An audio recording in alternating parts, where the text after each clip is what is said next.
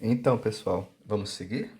Vamos seguir então para essa última aula da parte introdutória, tá? Da parte da teoria da nossa introdução. Então, nós vamos sair dessa aula sabendo o que é normalização e para que serve de fato normalização, tá? Então, só recapitulando. Na última aula, nós tratamos da modelagem do banco de dados.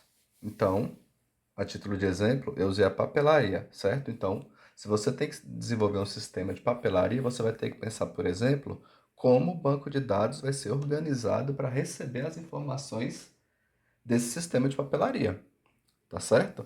Então, vai ter que ter produto para cadastrar os produtos de papelaria, vai ter que ter os funcionários que trabalham na papelaria, as vendas, enfim. Então, nós estamos lidando aqui no como, nós estamos pensando em como nós vamos projetar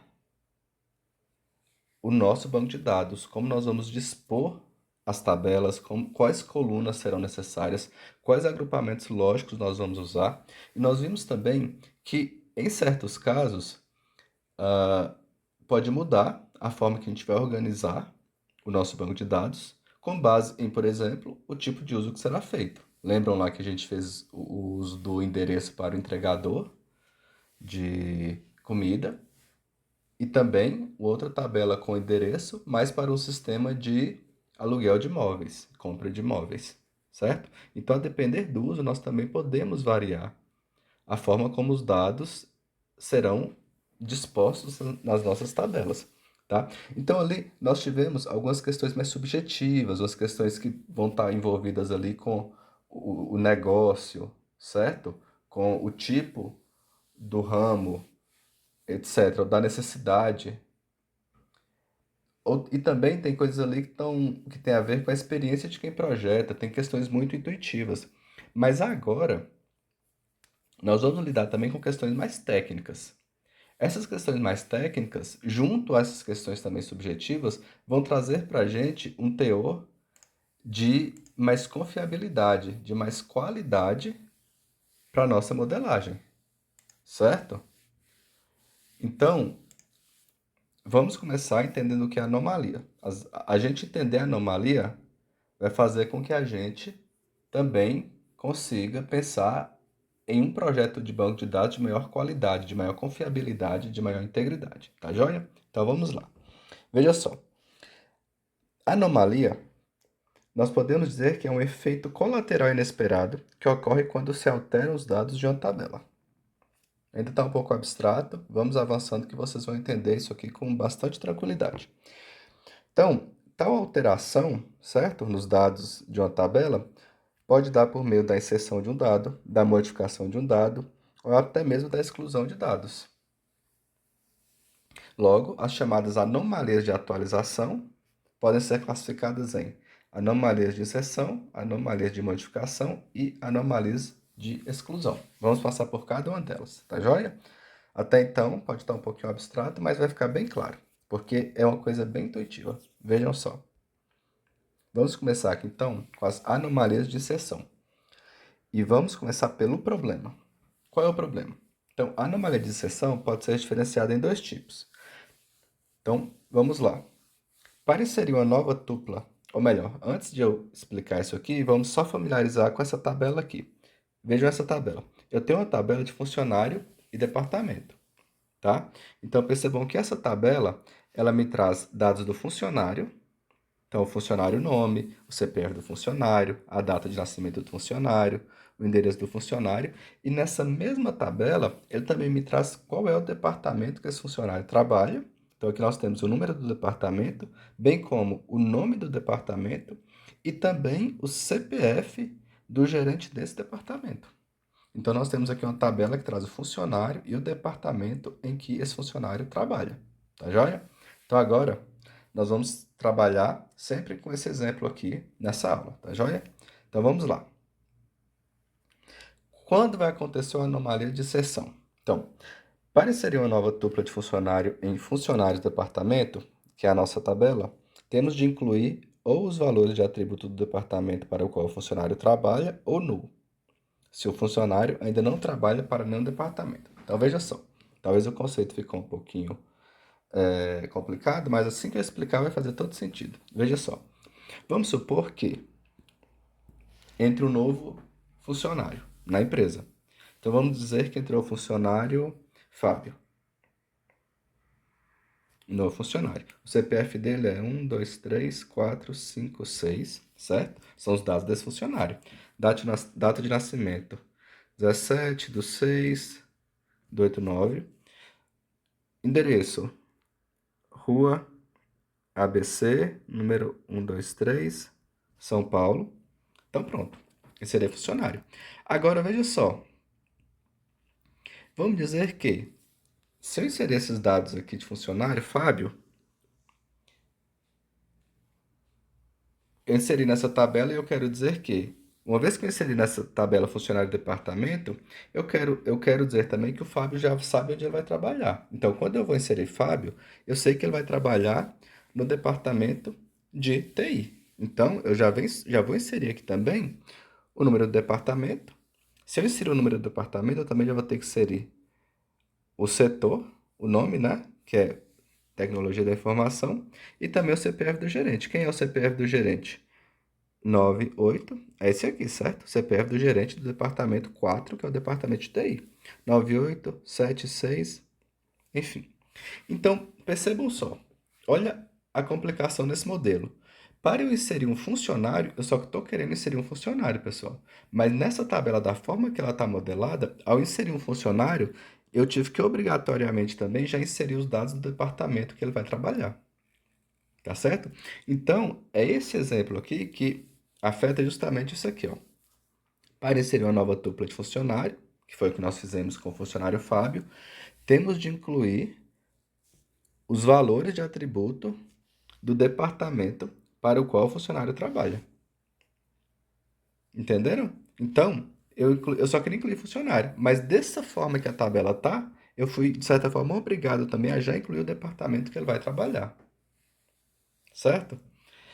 E qual seria o outro caso aqui? Eu falei aqui em cima que tem dois tipos, certo? Outro caso seria o seguinte: vamos supor que Fábio, ele ainda não sabe qual é o departamento que ele vai trabalhar. Ou melhor, ele sabe, né? Mas no momento de inserção, nós ainda não temos esses dados. O setor que vai inserir ainda não tem o dado do departamento, né? Estou aqui supondo um caso. Então quer dizer que se eu não sei, obrigatoriamente eu vou ter que preencher esses valores aqui com o quê? Vou ter que preencher esses valores aqui com null. Vocês concordam comigo? Esses valores aqui vão ter que ficar com null. Então eu sei que Fábio faz parte agora como funcionário da empresa, mas eu ainda não sei qual é o departamento. A minha tabela ainda não mostra qual é o departamento. Então, aqui nós estamos lidando com essa situação, ó. Inserindo uma nova tupla de funcionário e teremos de incluir nulls se o funcionário ainda não trabalha para nenhum departamento. Então essa seria a situação. Então vejam só, essa aqui é uma anomalia de inserção. Perceba o trabalho que isso me dá. E agora eu vou complicar um pouquinho mais. Vamos fazer agora o contrário? Imagine só a seguinte situação. Eu vou apagar aqui toda essa escrita da página atual. Imagine agora que eu quero, na verdade, inserir um novo departamento na minha empresa. Qual é a tabela que eu tenho departamentos? É a tabela funcionário e departamento. Então eu vou inserir aqui o departamento 3. Ele vai ser o departamento de marketing. E quem é o gerente? O gerente vai ser 1, 2, 3, 5, 7, 8. Esse é o CPF do gerente. Então, pronto. Eu tenho aqui o meu departamento de marketing. Agora eu pergunto para vocês. Uma vez que eu inseri aqui um novo departamento, o que eu faço com essas outras colunas aqui referentes ao funcionário? Se eu inserir um departamento, não necessariamente já tem os funcionários que vão trabalhar nesse departamento. Então, eu poderia colocar aqui, preencher aqui como null. Tudo ficaria como null. Então, eu olharia para essa tabela e veria que nós temos um departamento de marketing, mas ninguém trabalha nesse departamento de marketing. E qual é o problema aqui? É que nós teríamos um enorme problema na modelagem. Porque, veja só, vamos supor aqui que funcionário CPF é a chave primária dessa tabela. Pessoal, aqui vocês têm que saber o que é chave primária, tá? E quais são os atributos da chave primária? A chave primária, ela não pode ser duplicada e ela não pode ser nula. Então, vejam só, a partir do momento que eu incluí null, aqui na chave primária, nós teremos um problema de integridade nessa tabela. Ou seja, essa modelagem não está nada legal. Vocês estão vendo toda a complexidade quando eu tenho que ser um funcionário, quando eu tenho que ser um departamento. E essa complexidade se dá tanto por ter dados duplicados, vejam só. Aqui, ó, a Ana, que trabalha no departamento 5, eu tive que duplicar o dado do nome e o dado do CPF do gerente. A Bia, que também trabalha no departamento 5, que é o de pesquisa, eu tive que também duplicar tanto a pesquisa quanto o CPF do gerente. Então perceba que, nesse caso aqui, nós temos redundâncias, nós temos inconsistências, nós temos problemas aqui referente à integridade da tabela, pois isso aqui ocasionaria um erro, tá? Pois seria a chave primária. Então, pessoal, esse é o problema da anomalia de inserção. Ficou claro? Agora veja só, como nós poderíamos resolver esse problema de anomalia de inserção? Agora vai ficar mais claro que nós vamos fazer um depara. Vejam só, qual seria a solução para a anomalia de inserção? Uma solução possível nesse exemplo nosso seria separar. Eu tenho uma tabela funcionário e eu tenho uma tabela departamento. Vejam só como agora fica tudo mais simples. Suponha que entre um novo funcionário. Então entrou aqui agora o funcionário Fábio. O que eu vou fazer? Eu vou vir na tabela funcionário, vou inserir Fábio, vou inserir o CPF, vou inserir a data de nascimento, vou inserir o endereço. E eu pergunto para vocês, tá, e caso ele já tenha um departamento que vai trabalhar? Tranquilo. Olha só, vamos supor que ele vai trabalhar no departamento 4, que é o departamento de TI. Então, eu só venho aqui e coloco o 4. Certo? Por quê? Porque essa coluna aqui de departamento número, ela referencia essa coluna aqui. Então, eu sei que a Ana, que trabalha no departamento 5, eu sei que ela trabalha então no departamento 5, que é de pesquisa, e o gerente é esse aqui. O Fábio, que entrou, ele trabalha no departamento 4. Então, quem é o departamento 4? Para eu saber, basta eu ir olhar lá na tabela de departamento. Né? Então, aqui a gente teria departamento número como a chave estrangeira. Eu vou lá na outra tabela para saber quais são essas informações que eu estou precisando. Então, qual é os dados do departamento que o Fábio trabalha? Bom, ele trabalha no departamento 4, que nós temos como nome Tecnologia da Informação, e o gerente é o gerente, é a pessoa que tem o CPF 9876, etc. Ah, mas e se o Fábio ainda não tem um departamento? Não tem problema. Eu posso vir aqui e colocar nu. Eu venho aqui e coloco nu. Pronto, resolvido. Resolvido. Então, perceberam como agora está tudo mais simples? Olha só, eu não tenho que inserir vários nu. Pessoal, isso ter muito nu em tabelas não é uma boa coisa. Para quem viu o meu curso de SQL, vocês perceberam lá como que é trabalhoso a gente lidar com nu. Então, pense uma pessoa que está desenvolvendo o sistema, um programador, ou até mesmo uma pessoa que lida diretamente com o banco de dados, tendo que toda hora ter que lidar com nu. Só porque um projeto foi mal feito e esse projeto mal feito resultou em tabelas com muitos campos com valor nulo. Não faz sentido. Então a ideia é a gente minimizar a quantidade de valores nulos na nossa tabela. E como que a gente minimiza? Fazendo um bom projeto. Perceba que aqui então, ó, eu só teria uma coluna com valor nulo. Enquanto no exemplo passado, olha o tanto de nulo que eu tenho que lidar. Tenho que lidar com esse monte de nulo. Então, pessoal, aqui deu para perceber qual que é a solução no caso da anomalia de inserção. Nós percebemos qual é o problema e agora nós resolvemos facilmente. E aí eu pergunto também o contrário, veja só. E se na verdade, ao invés de eu inserir um novo funcionário, eu queira inserir um novo departamento? O que eu faço? É simples. Eu venho aqui em departamento, coloco lá qual é o número dele. Departamento 2, o nome. Vamos supor que é marketing e o CPF do gerente é determinado CPF. Pronto, inclui o departamento. Eu precisei mexer em funcionário? Não precisei. Nesse caso aqui, eu tive que mexer em funcionário, porque eu tive que vir em funcionário e colocar tudo nu. Depois que eu inseri aqui um novo departamento. Aqui eu não preciso, nesse caso aqui, ó, em que nós resolvemos essa anomalia de exceção, esse problema na exceção, eu simplesmente venho aqui, incluo meu departamento e ponto final. Não preciso mexer na tabela de funcionário. Ficou claro? Então, essa seria a anomalia de exceção. Eu trouxe aqui para ficar mais claro, então, o conceito. Então, veja só.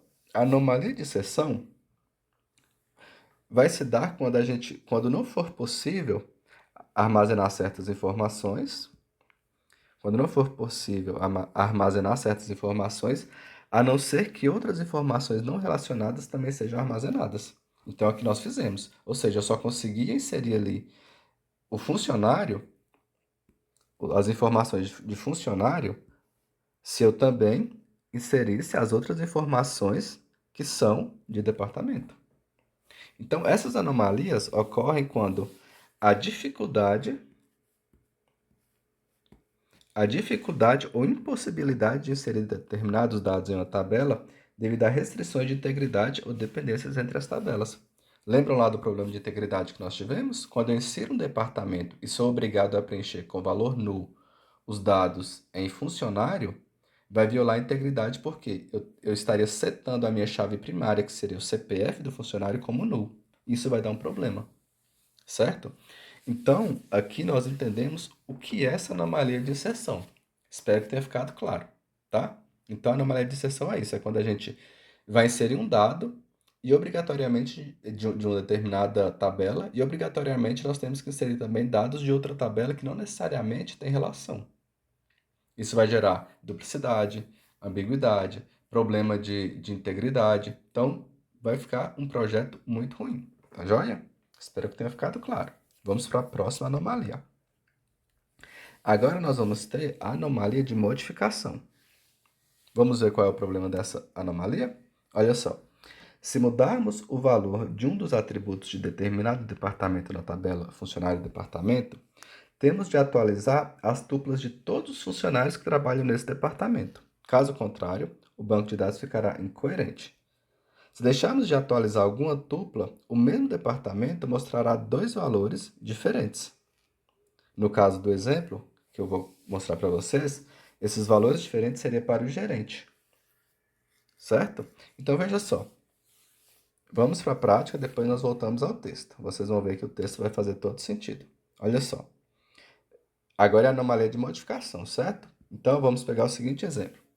Vamos supor que eu venho aqui no departamento pesquisa e eu mudo o CPF do gerente. Por que eu quero mudar? Porque mudou o gerente. O gerente não é mais esse. O gerente agora vai ser o gerente 5678, etc, etc. Esse é o novo gerente.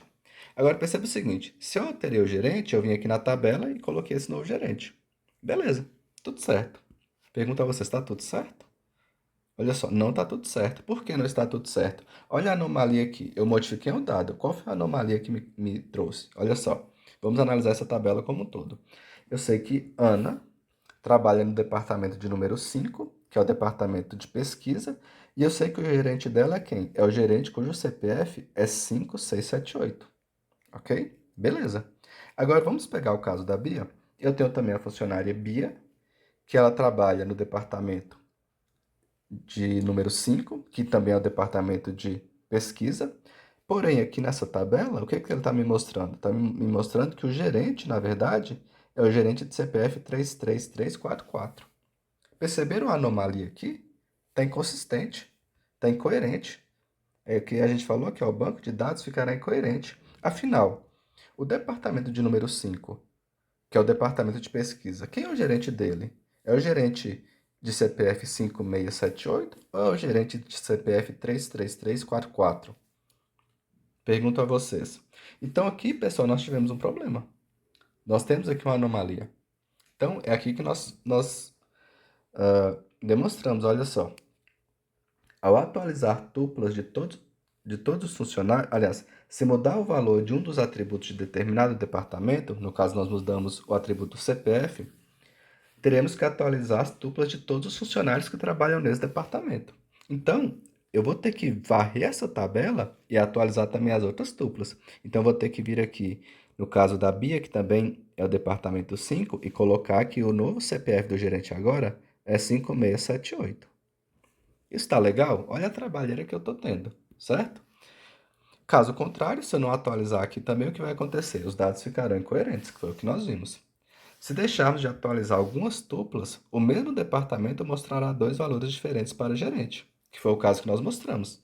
em determinado momento, nós tínhamos o mesmo departamento, que é o departamento de pesquisa, que é o departamento número 5, ora com o gerente de CPF 5678, ora o gerente desse mesmo departamento, sendo a pessoa cujo CPF é 3344. Então aqui nós temos uma inconsistência, uma incoerência. Nosso banco de dados aqui, nosso modelo não está nada legal, certo? Então, vamos agora definir o conceito. Espero que tenha ficado claro para vocês qual é o problema aqui dessa anomalia. Agora, aliás, desculpa, não é o conceito. Agora nós vamos para a solução. Olha só a solução. A solução também se dá separando as duas tabelas. Veja só como agora é mais simples. Vamos supor que eu quero alterar o mesmo CPF, que foi o CPF do gerente do departamento número 5. Então, o que eu faço? Tranquilo. Eu venho aqui na tabela departamento, e atualizo esse CPF. Então, qual é o CPF agora? 53489. Pronto, pessoal. Pergunto a vocês. Preciso fazer mais alguma coisa? Não preciso. Já está totalmente coerente o nosso banco de dados. Totalmente consistente. Veja só. Vamos fazer o mesmo exercício que nós fizemos? Eu quero saber qual departamento, os dados do departamento que a Ana trabalha. Então, olha só. A Ana trabalha no departamento de número 5. Então, esse número 5 aqui, essa coluna é a chave estrangeira para departamento. Então, quem é? Quem essa chave estrangeira está me ligando? Está ligando, então, a essa linha na tabela departamento. E aí, eu pergunto a vocês, quem é o departamento que Ana trabalha? É o departamento pesquisa. E quem é o gerente do departamento que Ana trabalha? É o gerente cujo CPF é 53489. Ok, beleza. Vamos fazer o mesmo trabalho agora com a Bia. Então, venho aqui em Bia. Qual é o departamento que a Bia trabalha? Olha aqui, opa, também é o departamento de número 5. Quem é o departamento de número 5? Vamos ver? Olha só, o departamento de número 5 é o departamento cujo nome é pesquisa. E quem é quem é o gerente desse departamento? É o gerente cujo CPF é 53489. Então aqui está totalmente consistente. Se eu inserir um novo funcionário e ele também for do departamento 5, não tem problema. Ele vai vir nessa tabela e quem vai ser o CPF gerente vai ser exatamente esse aqui, que já foi atualizado. Então perceberam que essa forma de modelar as tabelas, dispor o agrupamento de informações, ela resolve para a gente esse problema de uma possível anomalia de modificação? Ficou claro para vocês? Então, olha só, vamos conceitualizar isso aqui. Se eu tenho uma cópia de tais dados redundantes, aliás, desculpa, se uma cópia de tais dados redundantes é atualizada, é gerada uma inconsistência, a não ser que todas as cópias sejam atualizadas de forma semelhante. Olha só, nós fizemos isso exatamente aqui. Eu tenho dados redundantes aqui. Então vejam que a redundância é um problema que nós temos que combater sempre, a não ser que seja intencional, tá, pessoal? Há casos que a gente quer ter redundância. Nós estamos usando aqui uma regra geral em que nós não queremos redundância. Via de regra, nós não queremos redundância, tá bom? Então olha só, aqui nós temos redundância. E o que que aquele conceito fala? Ele fala o quê? Que se eu atualizar um determinado valor aqui, e esse dado é redundante, eu vou ter que também atualizar esse mesmo dado na linha de baixo, para manter essa consistência. Então é isso que está dizendo. Olha só. Será gerado inconsistência, a não ser que todas as cópias sejam atualizadas de forma semelhante. Por exemplo, se um dado for atualizado em apenas algumas linhas de uma tabela, mas outras linhas relacionadas não forem atualizadas adequadamente, isso pode levar a informações conflitantes ou inconsistentes, que é o que nós vimos no nosso exemplo. Tá joia? Então, espero que até aqui nós tenhamos também entendido a anomalia de modificação. Agora vamos para a última anomalia, que é a de exclusão. Então, olha só, anomalia de exclusão, vamos então ao problema. Se excluirmos de funcionário e departamento, que é a nossa tabela, uma tupla de funcionário que represente o último funcionário trabalhando para determinado departamento, a informação referente a esse departamento se perde do banco de dados. Vamos ver? na prática? Olha só, vamos pegar aqui como exemplo o departamento RH. Nós temos aqui a funcionária Duda. Então, veja só. Vamos supor que eu quero excluir a funcionária Duda. Se eu excluir a funcionária Duda, olha só, eu vou eliminar toda essa linha, certo? Do meu banco de dados. Eu pergunto a vocês, ao eliminar toda essa linha, quem eu estou eliminando também? Eu estou eliminando o departamento número 1, RH. Então, se eu eliminei essa linha, pessoal, perceba que eu apenas excluí um funcionário. Eu apenas excluí o funcionário? Não, porque eu também excluí o departamento de forma colateral. Eu não queria excluir o departamento, mas da forma que está modelado o nosso banco, perceba que, da forma que está modelado, se excluirmos uma dupla de funcionário que represente o último funcionário trabalhando para determinado departamento, que era o caso da Duda, que era a última pessoa trabalhando no departamento de RH, a informação referente a esse departamento se perde do banco de dados. Então aqui eu também não teria mais o departamento de RH. Viram qual é o problema? E a mesma coisa também seria o inverso, né? Perceba só. Se eu excluo, poderia valer para qualquer dessas linhas. Se eu excluir, por exemplo, o departamento RH, eu teria que excluir também a funcionária Duda. Faz sentido? Tem alguma lógica? Percebam então que é muito intuitivo, tá? É intuitivo até aqui. Abra a cabeça, fiquem tranquilos, não tem nada além disso, tá? É intuitivo assim mesmo. Então, se vocês não estiverem achando intuitivo, me avisem, porque talvez eu deva me explicar melhor, tá joia? E aí vocês deixam no comentário que a gente vai conversando. Então vamos lá. Como solucionar esse problema?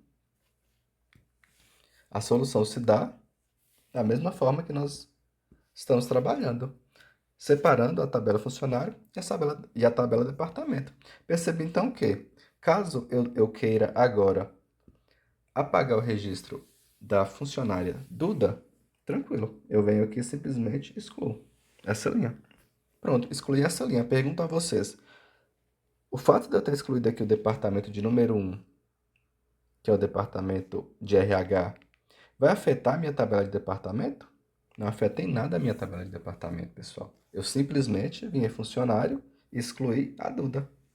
Ponto final. Mexi com o departamento? Não mexi. Se amanhã eu tiver um novo funcionário, Fábio, um novo funcionário aqui e ele for do departamento de RH, tudo bem. Eu venho aqui e coloco o valor 1. Por quê? Porque ele associa aqui com o meu departamento que continua existindo na tabela departamento. Então percebam que nós simplesmente dividimos funcionário em uma tabela, departamento em outra tabela. Agora eles trabalham de forma independente. Tá certo? Vamos então conceituar isso aqui melhor? Olha só. Pode não ser possível excluir certas informações sem perder também algumas outras informações não relacionadas. Ou seja, essas anomalias ocorrem quando a exclusão de dados de uma tabela resulta na perda indesejada de informações relacionadas em outras tabelas, que foi o que nós vimos.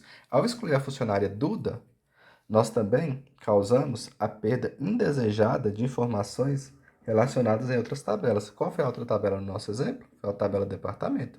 Ao excluir Duda, eu excluí o departamento RH. Então aqui tem uma anomalia de exclusão. Ficou claro? Isso não é bem-vindo também. Percebam quão problemático é uma modelagem de banco de dados inadequada. Espero que tenha ficado claro.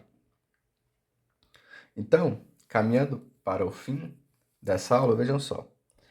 Via de regra, por que via de regra? Porque, como eu disse, pode ter casos em que, por exemplo, a redundância é bem-vinda.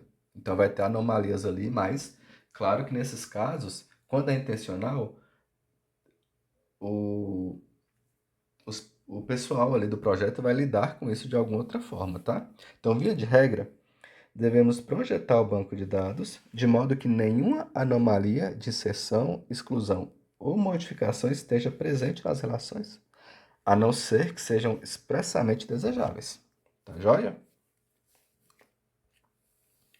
E aí, veja só, qual a relação dessas anomalias com as formas normais, com a normalização? É agora que nós vamos linkar e vocês vão entender o porquê tudo isso tem a ver com a matéria de normalização. Vejam só, formas normais.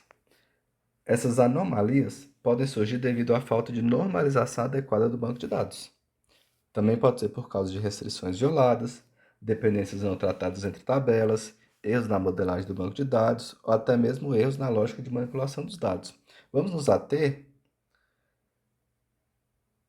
nessa questão, ó, que pode gerar anomalia. A anomalia pode surgir devido à falta de normalização adequada do banco de dados. Então é aqui, pessoal, que eu quero que vocês concatenem as ideias. A normalização e as formas normais, a primeira forma normal, segunda, etc, etc, elas existem para a gente evitar as anomalias. A partir do momento que nós cumprimos aquelas regras das primeiras formas normais que nós vamos ver posteriormente, a partir do momento que nós cumprimos aquelas regras, nós evitaremos as anomalias.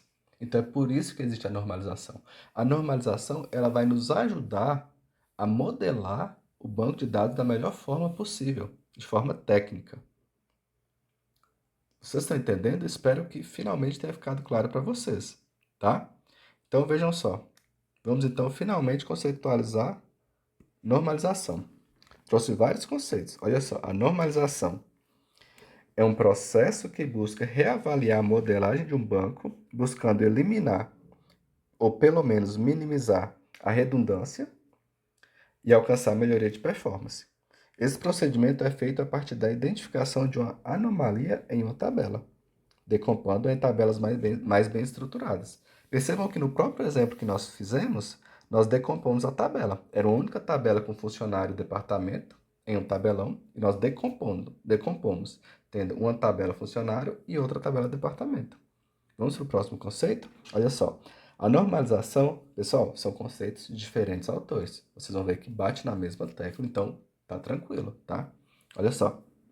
Normalização é o processo que examina os atributos de uma entidade com o objetivo de evitar anomalias observadas na inclusão, exclusão ou alteração de registros. Então, por exemplo, nós podemos pegar como entidade funcionário, como entidade departamento, e aí a normalização é o processo que examina os atributos dessas tabelas para evitar anomalias, tá certo? Próximo conceito. Normalização pode ser vista como o processo de análise de determinados esquemas de relações, certo? De determinadas tabelas, com base em suas definições formais e chaves primárias, para alcançar as propriedades desejáveis de minimização de redundância e minimização de anomalias de inserção, exclusão e atualização. Próximo conceito. A normalização é um conjunto de técnicas aplicáveis a uma tabela com o objetivo de corrigir erros de projeto que resultam, dentre outros problemas, em anomalias de atualização. Quais são as anomalias de atualização?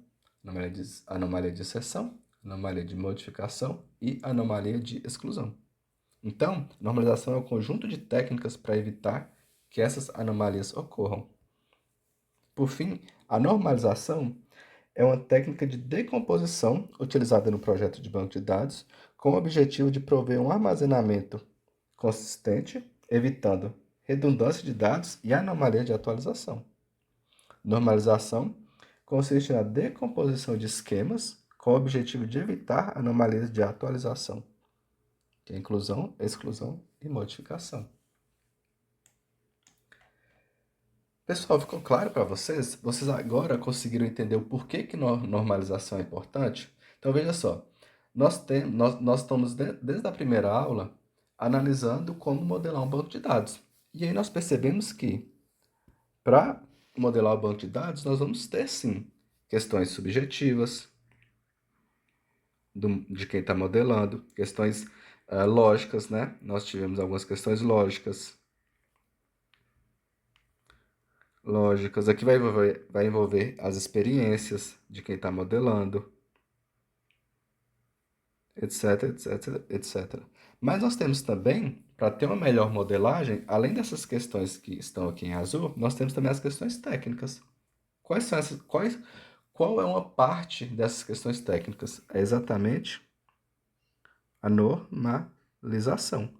Por que a normalização também vai me ajudar em a melhor modelagem? Porque a normalização vai fazer com que eu não tenha anomalias. Então, a normalização evita que eu tenha anomalias no meu projeto de banco de dados, que posteriormente será um grande problema. Então, finalizando aqui essa parte teórica desse módulo de introdução, eu espero realmente que vocês tenham entendido para que serve a normalização. E agora sim nós vamos seguir tranquilamente com alguns conceitos e as formas normais. Tá joia? Não esqueçam de me dar um feedback, pessoal. É muito importante para melhorar cada vez mais. Tá joia? Um abraço e até a próxima.